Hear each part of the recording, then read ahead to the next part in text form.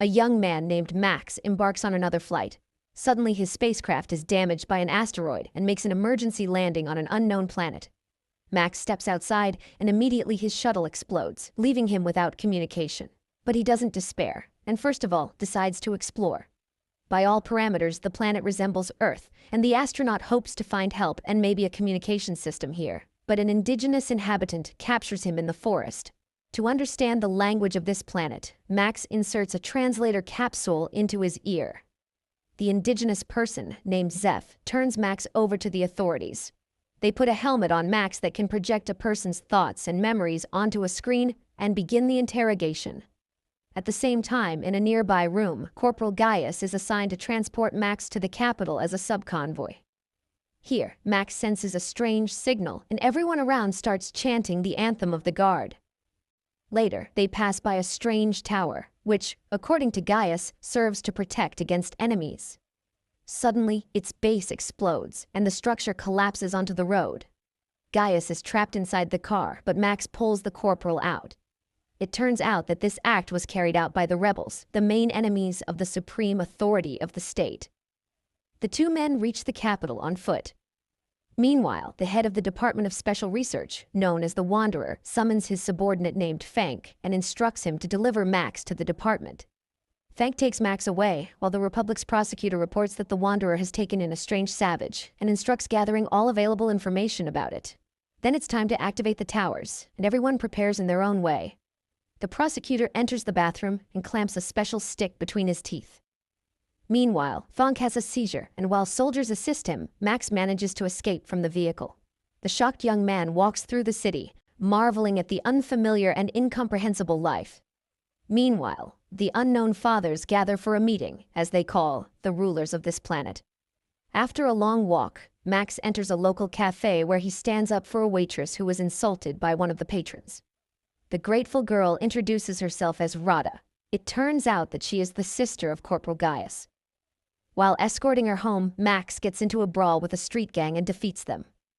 Impressed, Rada takes him to her place. Later, Gaius returns home. Max starts asking questions about the workings of their world and quickly realizes that Rada and Gaius's minds are poisoned by propaganda and false information. Rada is convinced that their planet is hollow and there is no such thing as the sky or space. Meanwhile, Gaius educates his new friend about the political structure of their state, known as Saraksh. The unknown fathers are the saviors of the homeland who have stopped wars with the help of defense towers that protect the country from attacks. Nobody knows the unknown fathers' true identities because they are not rulers, but public servants. At Max's request, Corporal recommends him for the guard.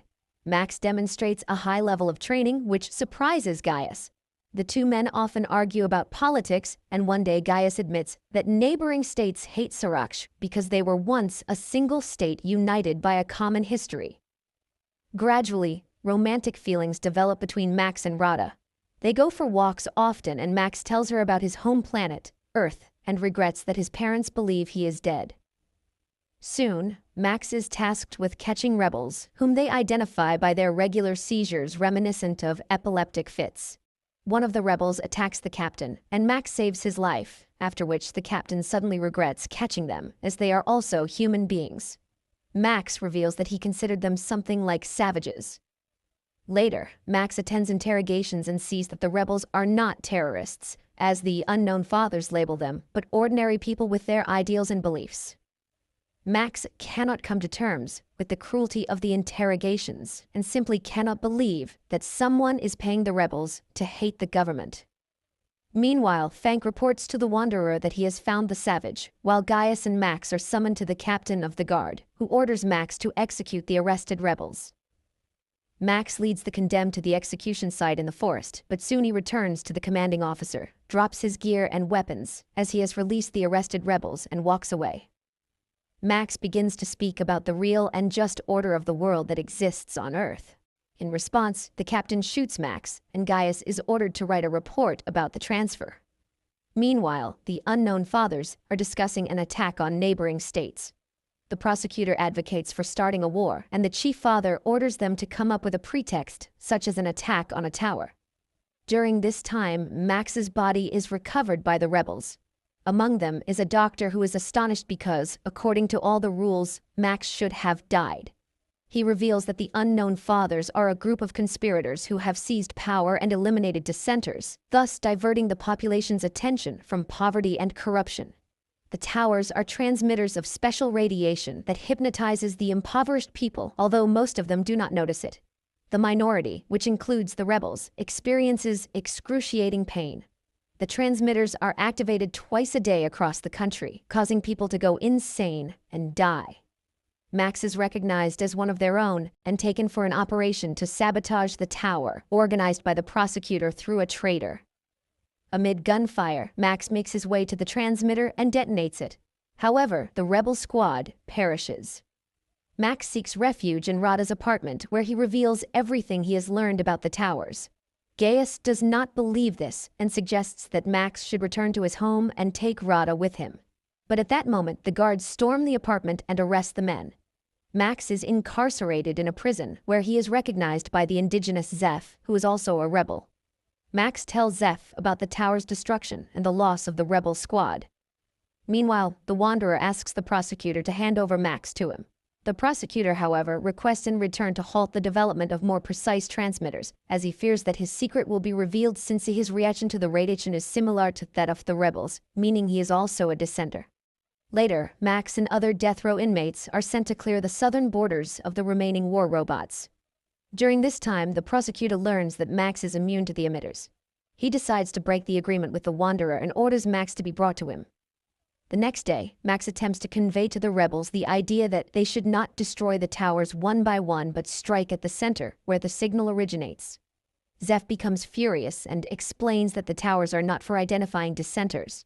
They are active continuously, not just twice a day. The radiation from the towers robs people of their ability to think critically. However, it makes them believe everything that newspapers, radio, teachers, and preachers say. People can be made to believe anything. Only the rebels understand this, as the radiation does not hypnotize them, but only inflicts agonizing pain. Zeph continues, there are mutants in the south who are also unaffected by the radiation. However, they have no dealings with humans. Just then, they hear the roar of an engine, and Zeph identifies it as a self-propelled tank, trying to kill them. Max sprints to the tank, climbs inside, and disables the automatic control system. He then informs his friends that he is heading south to find allies and destroy the towers. At the border, the military attempts to stop the tank, and among them, Max recognizes Gaius. Taking him captive, Max breaks through the barricades. On the way, Max tells Gaius about the true situation on this planet, and Gaius becomes convinced of his accuracy when, at the designated time, he is outside the tower's range and does not feel the radiation. Gaius gets angry upon realizing that he has been a puppet of the government all this time, but Max tries to calm him down and reminds him that there are 40 million people like him, and it is for them that he initiated this rebellion. During a stop, residents of the steppes, referred to as mutants, appear near the tank. They behave peacefully and offer food to the travelers. The guys proceed to the ruler of these lands, noting the poverty and destitution of the population. They are told that it is dangerous to live here after the last war, but these people are outcasts with nowhere else to go. Max suggests to their leader, the Duke, to start a rebellion against the unknown fathers, but the mutants are physically and morally too weak to help in the uprising. The mutants propose that the guys seek help from the island empire. However, to do that, they must pass through contaminated lands. So the Duke gifts them an old bomber and the guys take to the sky. During the flight, the bomber is exposed to the radiation from the towers, and Gaius becomes fanatically devoted to Max, obstructing him from piloting. Max struggles to maintain control, and the bomber collides with a tower. Gaius suddenly snaps out of his fanatic state with no recollection of what he had just done. However, their aircraft is shot down by the automated anti-aircraft defense system left over from the previous war. The downed bomber crashes into the sea, but Max and Gaius manage to escape and reach the shore. On the shore, they discover an abandoned submarine, and Max decides to go inside. At the same time, in the city, the prosecutor orders Rada to be brought to him, and his men snatch her off the street. He claims to be Max's friend and shows Rada a recording of his escape. However, she doesn't believe him and refuses to assist the prosecutor in his search for her beloved. Rada is thrown into prison. Meanwhile, Gaius, impatiently waiting for his friend, swims to the submarine where they discover evidence of horrifying experiments conducted on prisoners. The guys reach the control room and view video recordings of mass executions of Gaius's fellow countrymen by the representatives of the island empire whom they were seeking help from. Gaius is horrified by the fact that these monsters could invade his country. It becomes evident that forming an alliance with the empire is not an option. The guys return to the shore, where they are met by a coastal patrol. It turns out that a war has broken out with a neighboring state, and like most of the prisoners, they will be sent to the front. Meanwhile, the Wanderer, desiring to lure Max into his department, engineers Rada's escape. He laments how the war has disrupted all his plans and assigns Fank the task of finding and bringing Max back, confessing that he is afraid of him. At the same time, Max and Gaius are dispatched to the front, where they reunite with Zeph. Their commander turns out to be the captain of the guard, who refuses to hand over the earthling to the arriving Fank. The guys are sent into battle on old tanks when Fank finally locates Max. However, Max refuses to leave his friends and stuns the officer, tossing him into their tank. The battle commences, but Max directs his vehicle to the other side of the battlefield. Gaius blindly obeys him, influenced by the radiation, and pulls their unconscious friends out, which the captain witnesses. Gaius offers his body as a shield when the captain prepares to execute Max for desertion, but the wounded Max gathers his last strength and kills the commander. Max mourns his friend, but upon hearing Rada's name from the now conscious Fank, agrees to cooperate with the Wanderer. After the battle ends, Max buries Gaius while listening to Fank's proposals. He will have an apartment on the Institute's premises, his car, and freedom of movement. But he will only see Rada once he proves his loyalty to the state. Meanwhile, the prosecutor heads to the Wanderer's department, where he deceitfully meets with Max. He proposes that Max overthrow the Unknown Fathers by providing the coordinates of the center that controls the tower system. Upon infiltrating the center, Max must activate special radiation, causing waves of depression, which will subdue all the people in the country, including the military. Then, Max must eliminate the Unknown Fathers. Afterward, he will become the ruler of the state and free Rada, who is in the Wanderer's hands.